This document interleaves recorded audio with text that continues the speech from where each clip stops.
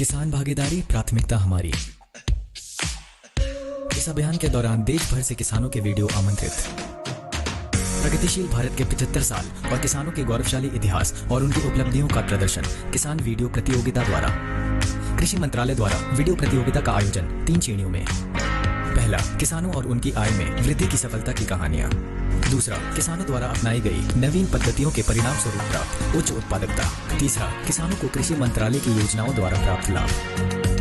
Video भेजने की तिथि 15 जून 2022 से 8 जुलाई 2022 तक। पहला पुरस्कार 11,000, दूसरा पुरस्कार 5,000, तीसरा पुरस्कार 3,000। सभी प्रतिभागियों को मिलेगा एक प्रमाण पत्र। इच्छुक किसान अपने वीडियो किसी एक या सभी श्रेणियों में भेज सकते हैं। कृषि गतिविधियों को प्रोत्साहन हेतु कृषि मंत्रालय द्वारा आयोजित किसान वीडियो प्रतियोगिता में अधिक से अधिक संख्या में भाग लें और आयोजन को सफल बनाएं। नमस्कार, आप सभी का स्वागत कृषि दर्शन में। मैं हूं मुकुल शर्मा।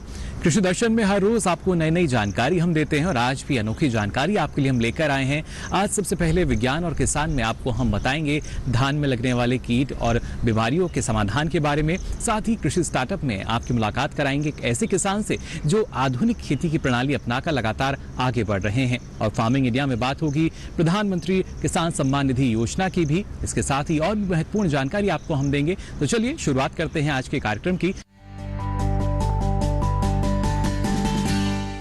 और आइए अब देखते हैं हमारा पहला सेगमेंट विज्ञान और किसान।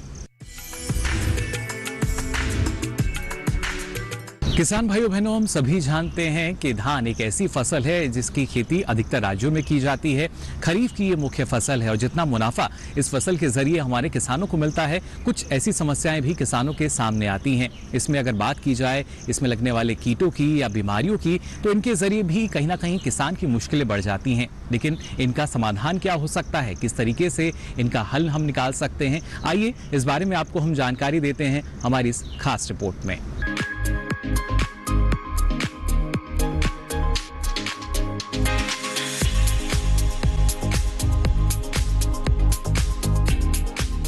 भारत में धान बड़े पैमाने पर बोया जाता है, लेकिन दूसरे बहुत से देशों के मुकाबले उत्पादकता कम है। कम उत्पादकता की एक वजह फसल में लगने वाले कीट और बीमारियां भी हैं। अगर इन पर समय से काबू न पाया जाए तो बहुत ज्यादा नुकसान हो जाता है। ब्लास्ट रोग धान में लगने वाली प्रमुख बीमारी है। ये नर्सरी में भी लग सकती है और बढ़वार के वक्त भी। ये बीमारी पत्तियों, तना और गांठों पर असर डालती है। यहाँ तक कि फूल भी इस बीमारी से बच नहीं पाते। शुरुआत में पत्तियों पर नीले रंग के धब्बे पड़ते हैं जो बाद में भूरे रंग में तब्दील हो जाते हैं। इसमें पत्तियां मुरझाकर सूख जाती हैं। तने पर भी इसी तरह के धब्बे दिखाई देते हैं। अगर गांठों पर इसका हमला हो तो पौधा पूरी तरह नष्ट हो जाता है। ये बीमारी 30 से 40% तक का नुकसान कर सकती है। इसकी रोकथाम के लिए ट्राइकोडर्मा विरिडी से बीजोपचार करना चाहिए। 10 ग्राम दवा 1 किलो बीज के लिए काफी है। ब्राउन स्पॉट ऐसी बीमारी है जो नर्सरी से लेकर फूल आने के 2 हफ्ते बाद तक हो सकती है।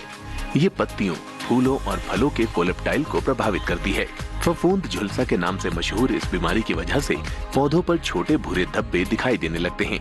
पहले ये धब्बे अंडाकार होते हैं और बाद में बेलनाकार होकर गोल हो जाते हैं। इसका प्रकोप होने पर पौधों की पत्तियां भूरी और झुलसी हुई दिखाई देती हैं। बीजोपचार से इसका भी इलाज किया जा सकता है। ट्राइकोडर्मा विरिडी की 5 से 10 ग्राम मात्रा 1 किलो बीज के लिए पर्याप्त है। फॉल्स स्मट बीमारी लगने पर फसल का दाना हरे रंग के जीवाणुओं में बदल जाता है। इससे पैदावार कम रह जाती है।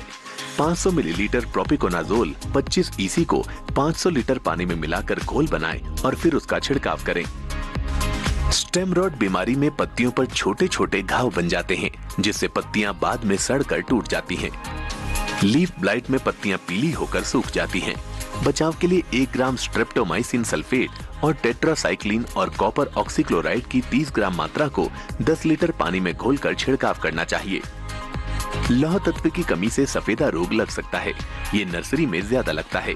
इसमें नई पत्ती कागज की तरह सफेद रंग की निकलती है।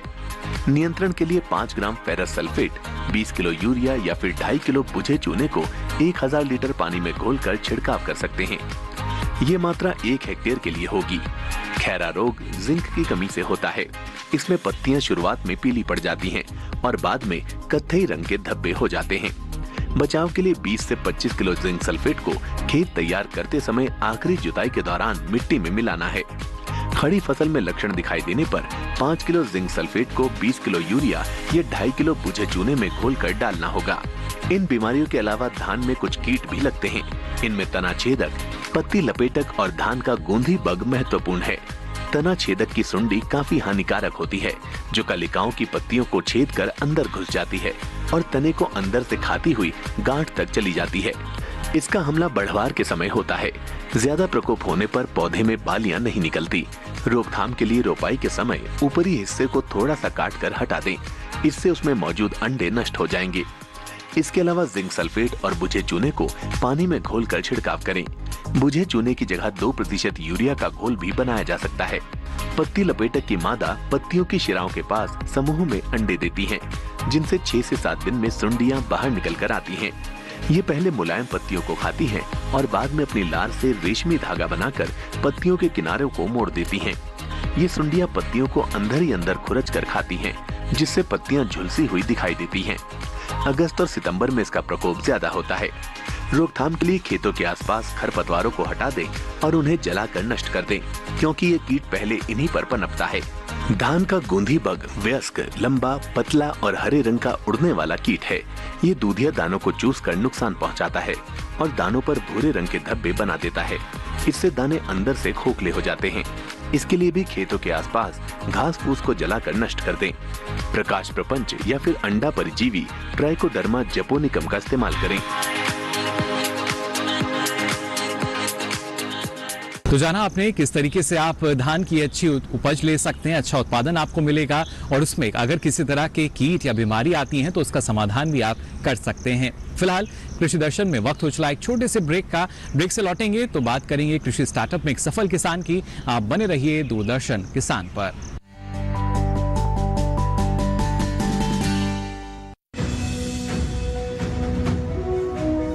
भारत सरकार का हर प्रयास किसानों को दे रहा है एक नई आस।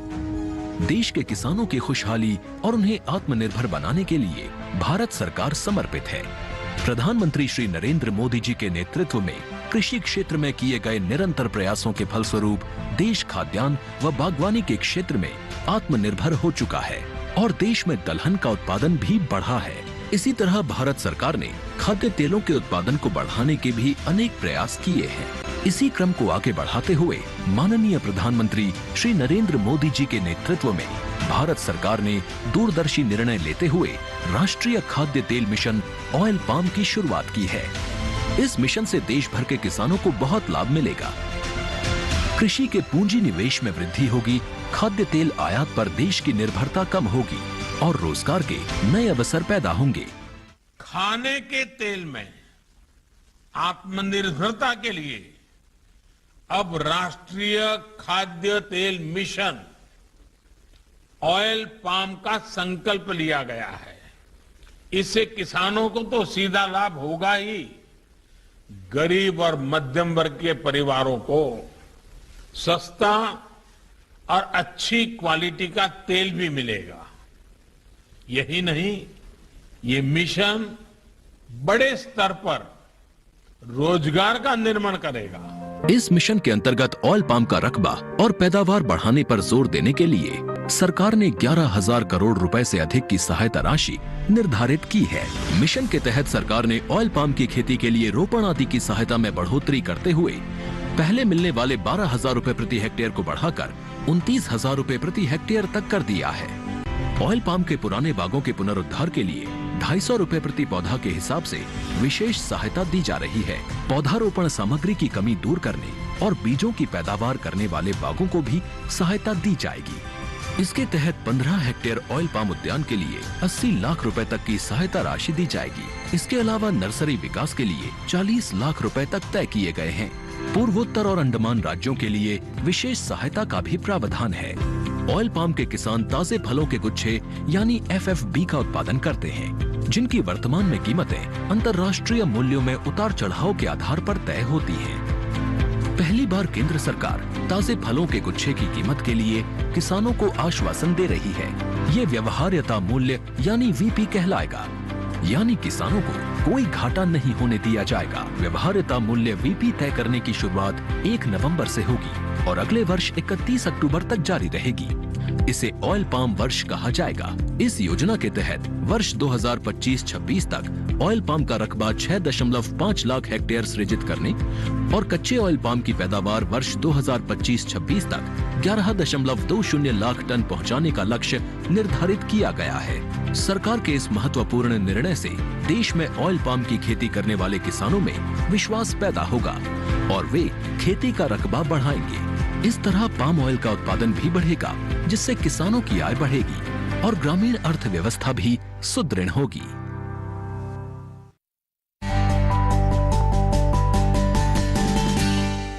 ब्रेक के बाद आप सभी का एक बार फिर स्वागत कृषि दर्शन में। अब आइए देखते हैं आज आपके लिए कृषि स्टार्टअप में क्या है खास।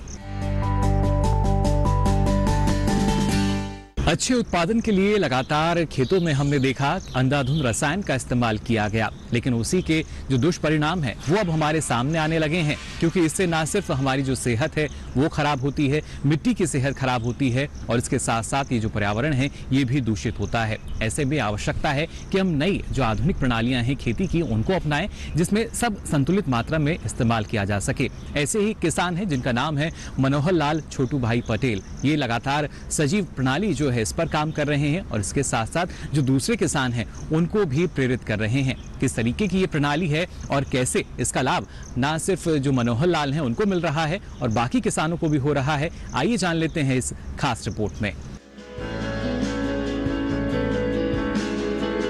भारतीय कृषि जगत में ऐसे नायक पैदा हो चुके हैं जो कृषि और आधुनिकीकरण की जरूरतों को समझते हुए नई प्रणाली को अपनाकर न केवल अपने खेतों में उपज और अनाज की गुणवत्ता में वृद्धि कर रहे हैं, बल्कि देश के अन्य किसानों को भी आगे बढ़ने की प्रेरणा दे रहे हैं। किसानों की दुनिया में नायक बनकर उभरने वाले नायकों में मनोहर लाल छोटू भाई पटेल का नाम किसी परिचय का मोहताज नहीं है। मनोहर लाल पटेल ने सजीव खेती की प्रणाली को अपनाकर अपने परिश्रम और जागरूक सोच से किसानों को तरक्की का नया रास्ता दिखाया और सजीव खेती करने वाले किसानों के लिए बन गए एक नायक। एक ऐसा नायक जो आज भी अपने परिश्रम और नेतृत्व से भारतीय जैविक खेती को निरंतर प्रगति के पथ पर आगे ले जा रहा है। मनोहर भाई सूरत गुजरात के रहने वाले एक 66 वर्षीय सफल किसान हैं। इन्होंने अब से 25 वर्ष पहले जैविक खेती की शुरुआत की थी। वे सूरत जिले के पहले ऐसे किसान थे जिन्होंने जैविक खेती को अपनाया था। मनोहर भाई पटेल का जन्म एक कृषक परिवार में हुआ था, इसीलिए बचपन से ही उनका खेतों से लगाव स्वाभाविक था। यही कारण था कि उन्होंने वनस्पति विज्ञान में अपनी शिक्षा पूरी की। पिता की ढलती सेहत के कारण वो व्यवसाय न कर विरासत में मिली खेतीबाड़ी की जिम्मेदारी को संभाला। मनोहर भाई ने कृषि करने की शुरुआत रासायनिक खेती से वैसे ही की जैसे कि वो बाकी किसानों को देखते आए थे। मनोहर भाई में रासायनिक खेती सजीव खेती को अपनाने का परिवर्तन तब आया जब एक बार उनकी मूंगफली की फसल, जिसका विकास एक स्वस्थ फसल के रूप में हुआ था, जिसका रंग, पौधे की ग्रोथ सब अच्छा होने के बावजूद उसकी जड़ में मूंगफली काफी कम उपज पाई थी। जब उन्होंने समस्या का अपने पिता से विचार विमर्श किया तो उन्हें पता चला कि लगातार होते आ रहे रसायन और पेस्टिसाइड से जमीन सख्त हो चुकी थी, जिसके कारण मूंगफली जो कि पौधों की जड़ में लगती है सही से पनप नहीं पाई। इस घटना से प्रेरित होकर मनोहर भाई ने ये निश्चित किया कि वो सजीव खेती की पद्धति से खेती करेंगे ताकि वो मिट्टी, पर्यावरण और उत्पादों के स्वास्थ्य से होने वाले रसायन के दुष्प्रभाव को रोक सके। वर्ष 1990 से मनोहर भाई ने जैविक कृषि प्रणाली को अपनाया। शुरुआत में उन्हें कई दिक्कतों का सामना करना पड़ा। पहले 2-3 वर्षों तक उनकी फसलों में गिरावट आई, लेकिन सजीव खेती में उर्वरक और खाद जैसे संसाधन महंगे कृषि रसायनों की तुलना में काफी सस्ते पड़ते हैं, जिससे कम पैदावार होने पर भी उन्हें कोई भारी नुकसान नहीं उठाना पड़ा। सजीव खेती के लिए उन्होंने शुरुआत में गाय के गोबर, गौमूत्र तथा पेड़ पौधों की खाद का प्रयोग किया, जिसके इस्तेमाल से मिट्टी की गुणवत्ता बढ़ जाती है। साथ ही साथ केंचुओं की पैदावार में बढ़त होती है, जो मिट्टी को भुरभुरा बनाते हैं और मरने के पश्चात स्वयं खाद का काम करते हैं। फिर धीरे धीरे उन्होंने मल्चिंग का प्रयोग किया, जिसके लिए फसलों का अपशिष्ट ही प्रयोग हो जाता है। मनोहर भाई ने सजीव खेती के इतने लंबे अनुभव में कई शोध किए हैं। उनमें से एक उनका सिंचाई के माध्यम से फसलों में गौमूत्र के घोल में तैयार किए गए उर्वरक को पानी के साथ पहुंचाना, जो कि सिंचाई के साथ ही उर्वरकों की आपूर्ति का एक अच्छा अभ्यास है। मनोहर भाई मुख्यतः गेहूं, प्याज, हल्दी, गन्ने और केले की खेती करते हैं और इसके साथ ही वे औषधीय पौधे भी उपजाते हैं, जिसकी बाजार में काफी अच्छी मांग है। मनोहर भाई को उनके सजीव खेती के लिए और कृषि के क्षेत्र में दिए गए योगदान के लिए सरकार द्वारा पुरस्कार से सम्मानित किया जा चुका है, जो उनकी सफलता और सजीव खेती से मिली ख्याति का प्रमाण है।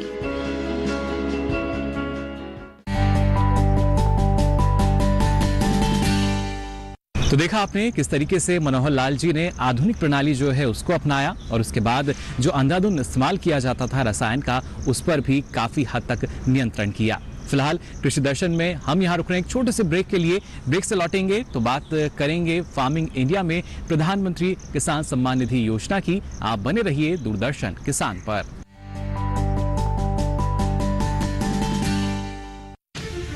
अन्नदाता किसानों की खुशहाली और उनकी आय में बढ़ोतरी के लिए भारत सरकार लगातार प्रयासरत है। माननीय प्रधानमंत्री श्री नरेंद्र मोदी जी के दूरदर्शी नेतृत्व में पिछले 7 वर्षों में खेती को आधुनिक और किसानों को आत्मनिर्भर बनाने के लिए कई निर्णय लिए गए हैं। छोटा किसान बने देश की शान, ये हमारा सपना है। देश के 80% से ज्यादा किसान ऐसे हैं जिनके पास 2 हेक्टेयर से भी कम जमीन है। अब देश में इन्हीं छोटे किसानों को ध्यान में रखते हुए कृषि सुधार किए जा रहे हैं, निर्णय लिए जा रहे हैं। प्रधानमंत्री किसान सम्मान निधि योजना की शुरुआत 24 फरवरी 2019 को माननीय प्रधानमंत्री श्री नरेंद्र मोदी जी के द्वारा की गई थी। पीएम किसान योजना का पूरा खर्च भारत सरकार वहन करती है। इसके तहत लाभार्थी किसानों को हर साल 6,000 रुपए की सम्मान राशि 2,000 रुपए की 3 समान किस्तों में सीधे उनके बैंक खातों में हस्तांतरित की जाती है। अब तक 11 करोड़ से भी अधिक लाभार्थी किसानों के बैंक खातों में 1,58,000 करोड़ रुपए से अधिक की राशि सीधे ट्रांसफर की जा चुकी है। किस्तों की जानकारी किसानों को एसएमएस के माध्यम से दी जाती है। இப்போ நேரா நாங்க வந்து பேங்க்குக்கு ஆக்சுவல் போகும்போது அந்த பணத்தை நாங்க வித்ரா பண்ணிட்டு வந்து நாங்க விவசாயம் பண்ணிக்கிறோம்। इस मदद से बुआई के पहले अब किसानों को बीज, खाद, कीटनाशक और कृषि संबंधी अन्य जरूरतों के लिए साहूकारों के आगे हाथ नहीं फैलाना पड़ता। અને એના લીધે મારે કોઈ જોડે કે સગા સંબંધી કે મિત્રો જોડે મારે ઉછીના પૈસા લેવાની જરૂર પડતી નથી અને એનાથી હું સારી એવી खेती કરી શકું છું। इस योजना से मिले लाभ तथा आवेदन की स्थिति देखने के लिए पीएम किसान पोर्टल लॉन्च किया गया है। इस पोर्टल के माध्यम से पात्र किसान अपना पंजीकरण स्वयं करने के साथ साथ अब तक मिले लाभ और अपने आवेदन की स्थिति फार्मर्स कॉर्नर से देख सकते हैं। इस योजना का लाभ पात्र किसानों को ही मिल सके, इसके लिए इस प्रक्रिया को फूल प्रूफ बनाते हुए इसे आधार और इनकम टैक्स वेरिफिकेशन के साथ साथ फिजिकल वेरिफिकेशन से भी जोड़ा गया है। इसके अलावा किसानों की सुविधाओं और जानकारी के लिए पीएम किसान मोबाइल ऐप भी विकसित किया गया है। पीएम किसान सम्मान निधि योजना का लाभ देश के सभी राज्यों और केंद्र शासित प्रदेशों के किसानों को मिल रहा है। इसे हासिल करके हमारा किसान सबल और आत्मनिर्भर हो रहा है। इस स्कीम ने हमारा भारत सरकार ने हमारा किसान के लिए बहुत बड़ा सम्मान दिया है। इसीलिए हम भारत सरकार को, प्रधानमंत्री नरेंद्र मोदी जी को हम बहुत बहुत धन्यवाद देती हूँ। आत्मनिर्भर भारत की पहचान प्रगतिशील और समर्थ किसान।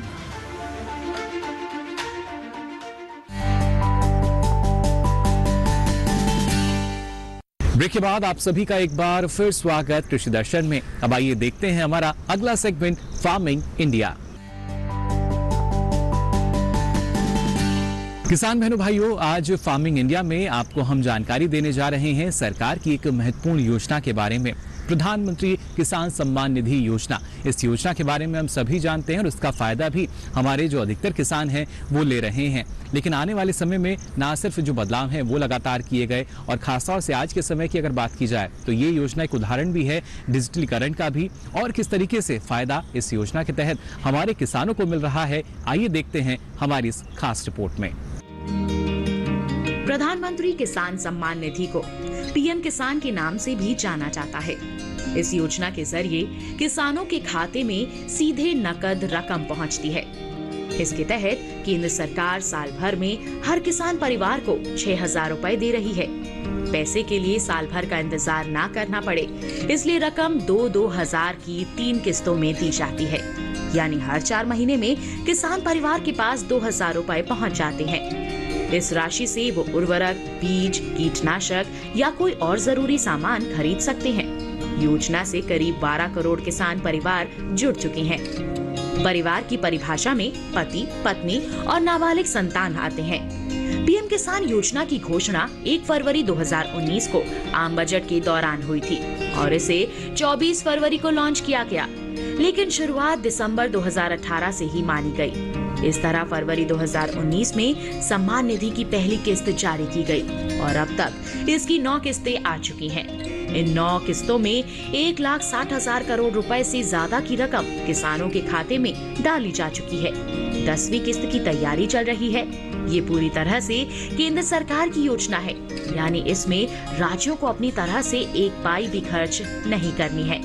हाँ, किसान की पहचान करने की जिम्मेदारी राज्य सरकारों पर है। शुरुआत में इस योजना को सिर्फ छोटे और सीमांत किसानों के लिए चलाया गया था, लेकिन बाद में सभी किसानों को शामिल कर लिया गया।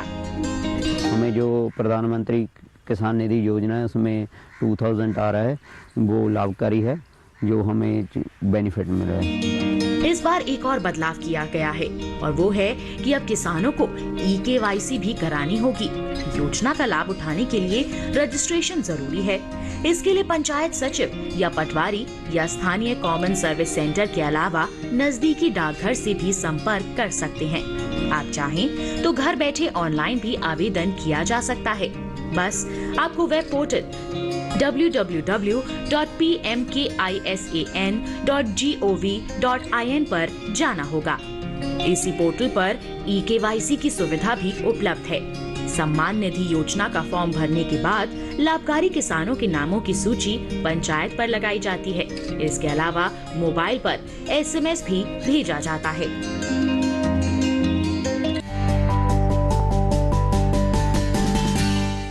तो देखा आपने किस तरीके से सरकार की अलग अलग योजनाओं का जो लाभ है वो हमारे किसानों को मिल रहा है, और न सिर्फ कृषि बल्कि जो किसान है इस देश का वो भी सशक्त हो रहा है। फिलहाल आज के लिए कृषि दर्शन में बस इतना ही, लेकिन आपको बता दें अगर आप अपना कोई सवाल या सुझाव हम तक पहुंचाना चाहते हैं तो आप हमें ईमेल कर सकते हैं। इसके लिए हमारी ईमेल आईडी आप नोट कर लीजिए। मेल आईडी है krishidarshan@gmail.com। इसके साथ ही पत्र व्यवहार के माध्यम से भी आप हमसे संपर्क कर सकते हैं। इसके लिए आप हमारा पता नोट कर लीजिए। हमारा पता है कार्यक्रम कृषि दर्शन, कमरा संख्या 59A, CPC दूरदर्शन, खेलगांव, नई दिल्ली 110049। हम इंतजार रहेगा आपके सवाल और सुझावों का भी। कृषि संबंधित नई नई जानकारी लेकर फिर होंगे हाजिर। दीजिए इजाजत, नमस्कार।